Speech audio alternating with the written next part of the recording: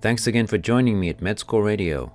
Let's try to simplify the topics that will be tested on the USMLE.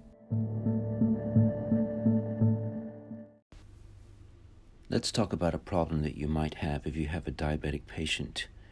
A patient comes to see you, is admitted into the hospital with diabetes mellitus for some problem, and while they are in the hospital, they do receive insulin, but their blood sugar drops to 50 and stays there and doesn't get any better. And the only symptoms that you notice is that they may be sweating or they may be hungry, but you're not seeing the usual symptoms they should be experiencing. For example, they may have tremor or anxiety or tachycardia as a result of this hypoglycemic state. And then you find out that they have been given a beta blocker, a non-selective beta blocker, and it's actually propranolol.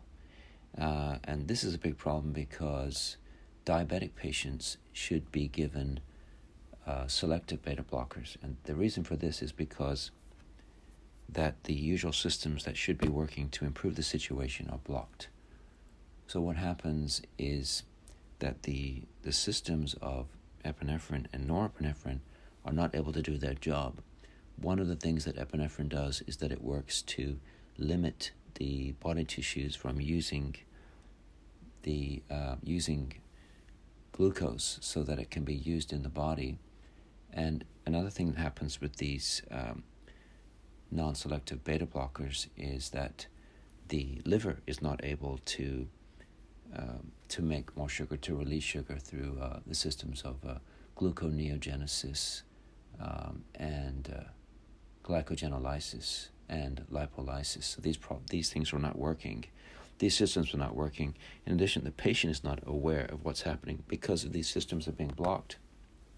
They're not able to experience these feelings of tremor, anxiety, for example, or tachycardia, and so they're not really aware of what's going on. So you as a doctor should be able to recognize that because they've been given a non-selective beta blocker, that this is blocking the activity of these systems that should be working to help raise the blood sugar in this patient.